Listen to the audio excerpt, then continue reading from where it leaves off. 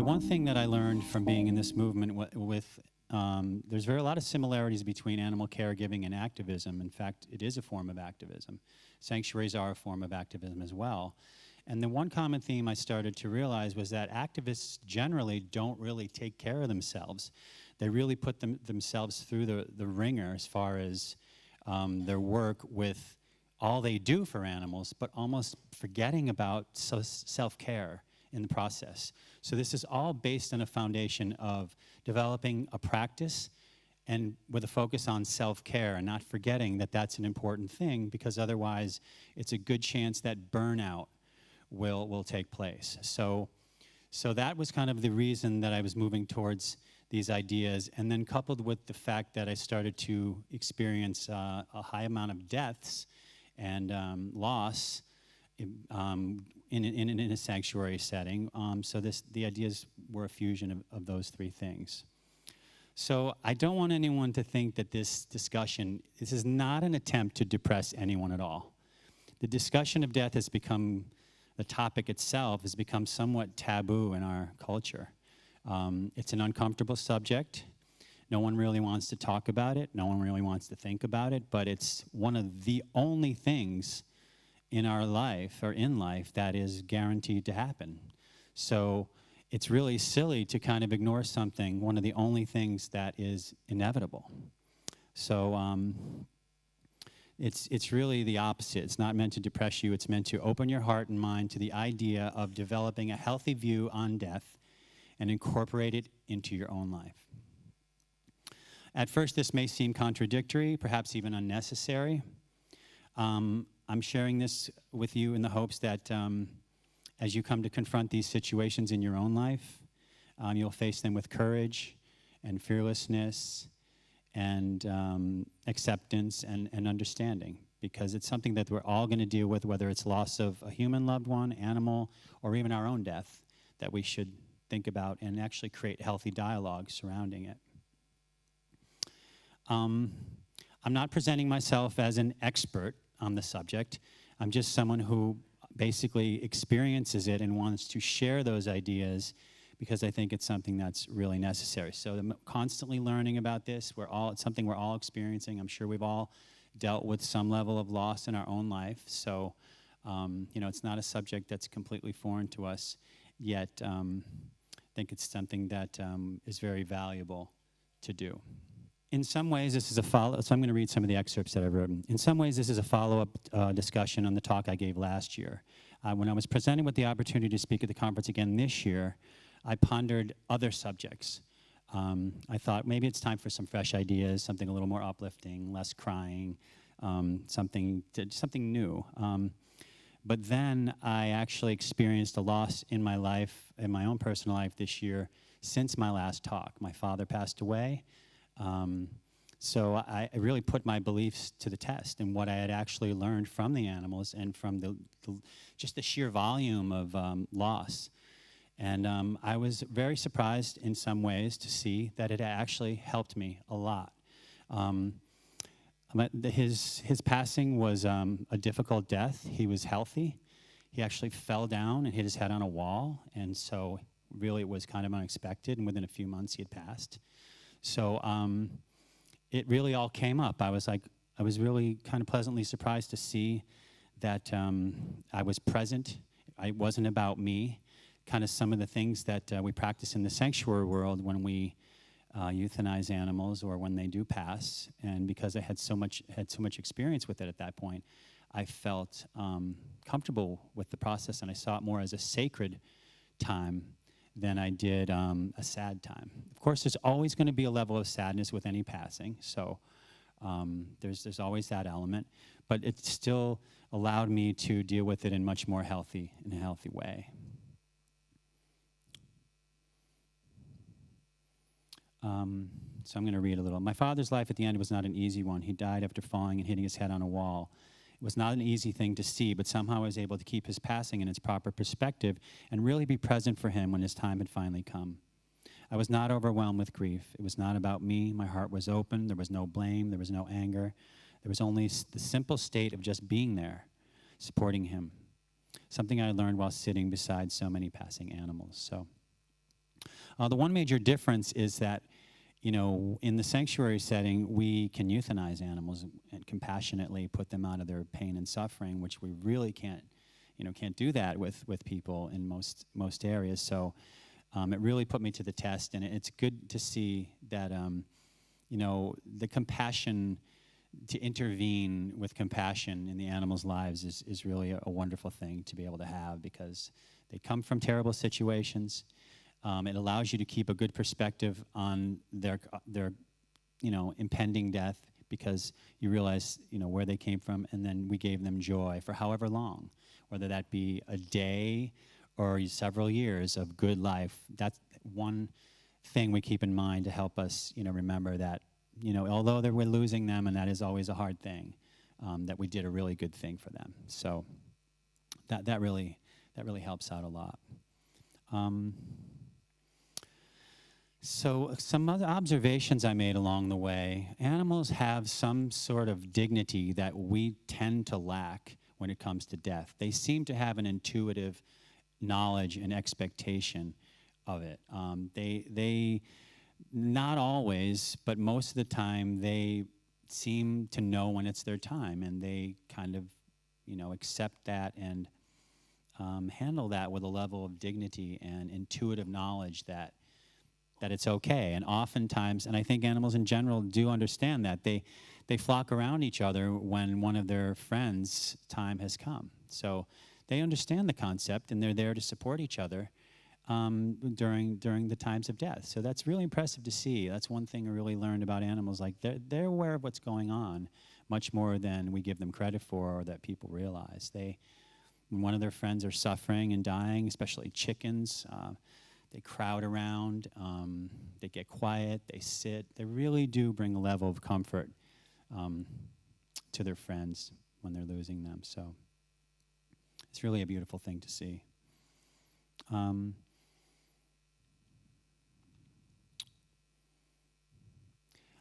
This knowledge of death, and this contemplation of death throughout our lives, is really an indispensable thing. It's highly useful.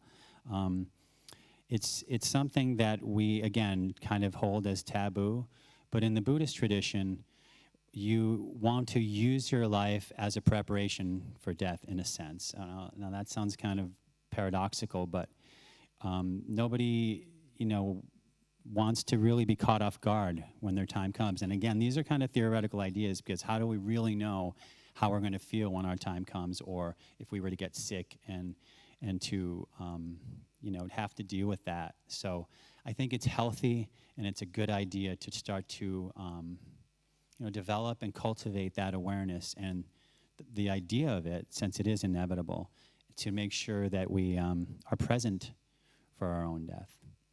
I'm going to play some, this is the video I played for Indra's talk as well, and for some of you who haven't seen it, I wanted to just give you a glimpse of what peace our animals really share, really have. So I'm just going to let this run a little bit.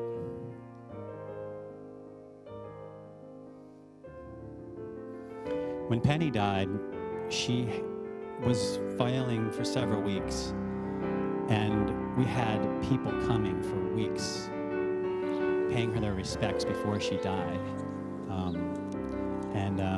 So it was quite an amazing thing to see that the cow had affected so many people's lives on such a deep level that they would come to pay their last respects to her. All the animals you're seeing probably in this video have suffered greatly in some way. They have all come to us from really harsh conditions, and as you can see, they're all filled with joy. So they become your family, and they become your friends. And they certainly look at you as their friend, because you're caring for them, but the love is there. So when you do lose them, it's definitely a real loss.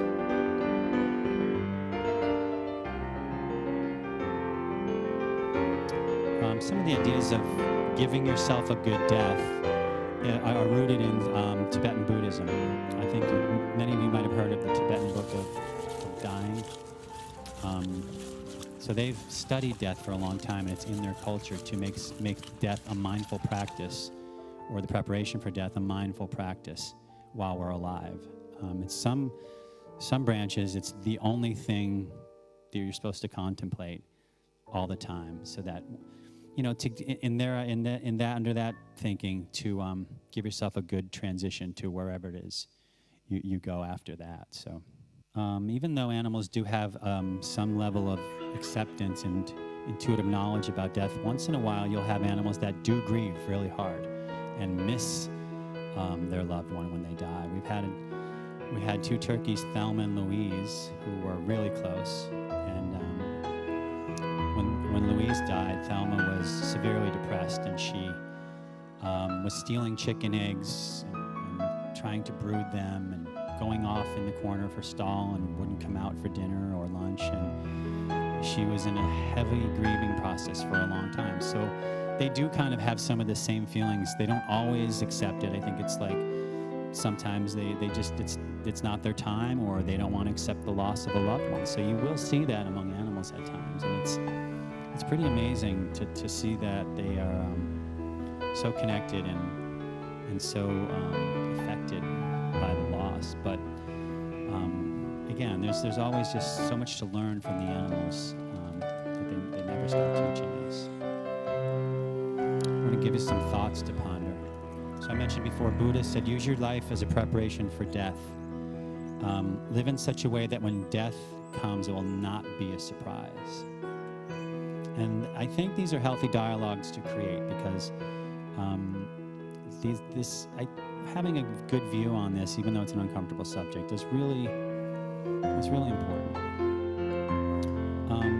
Give yourself a good death by giving much consideration to it while you're alive. This will bring a sensitivity and a higher degree of compassion in you, for yourself, and for others. So it ties into the self-care of all that.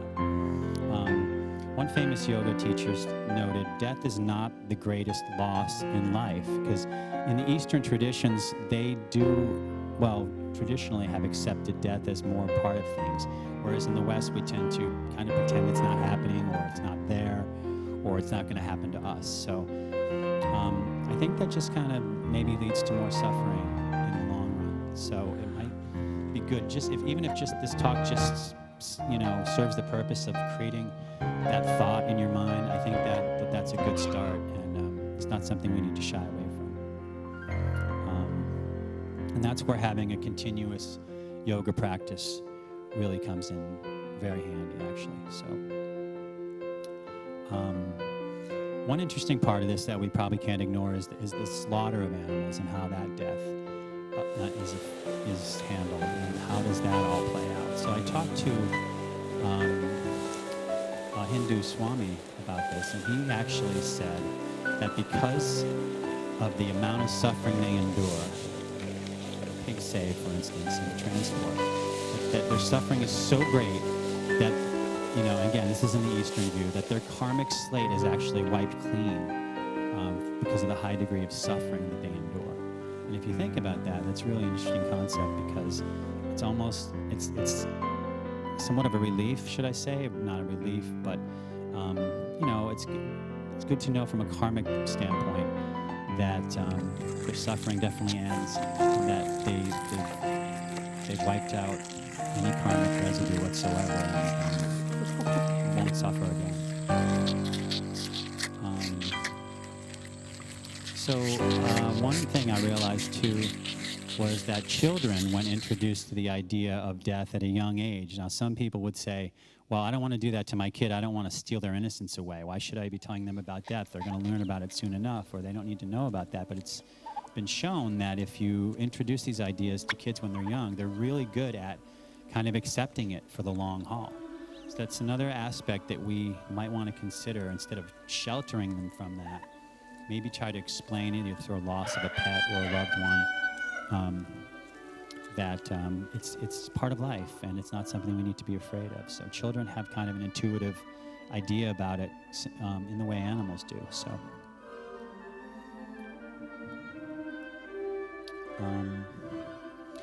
Indra has a blog, and a lot of the blogs deal with the loss of our animals. And we often get feedback that people cry a lot when they read the blogs.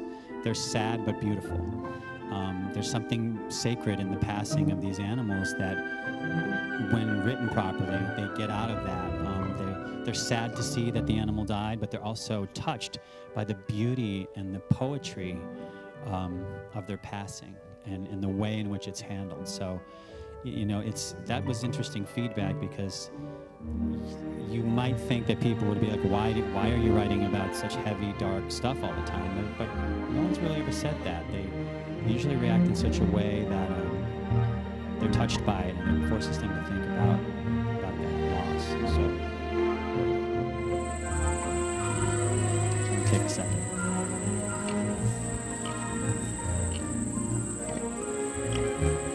This is Jeremiah.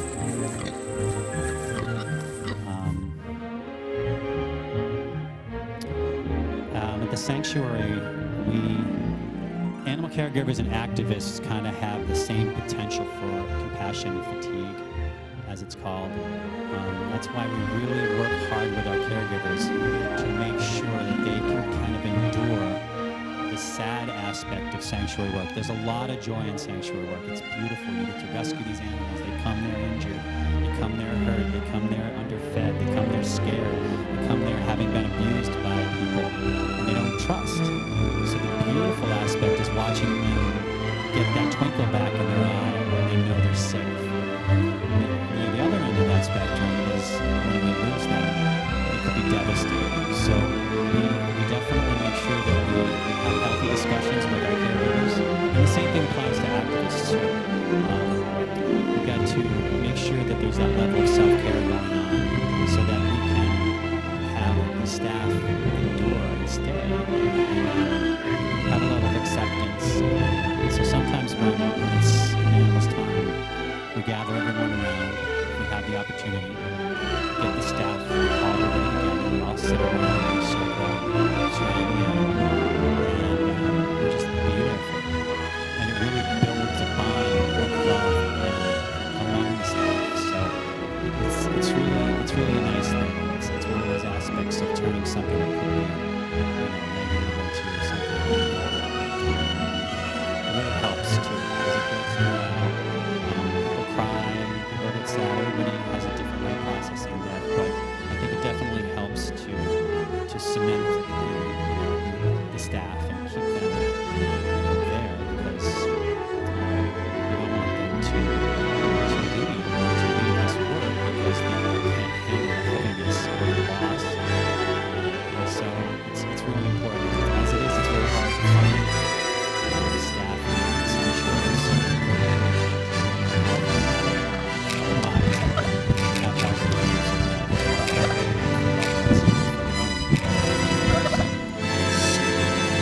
Shot from upcoming Thanksgiving feast for the turkeys. We do this in November, and that's an annual event that is really nice to see. The entire community comes out and surrounds the turkeys, mostly non-vegans. Parents bring their kids. They know on an intuitive level that this is a good thing for their kids to see, even if they're not vegan or vegetarian at all. They still they run around and take pictures of their kids with the animals, and so that's really an interesting thing, especially around Thanksgiving, that they don't feel threatened with the idea of, exposing their kids to, a free turkey, which will actually plant seeds in their child's minds and have them generate questions or ask questions that might be uncomfortable for their parents. So that's really encouraging.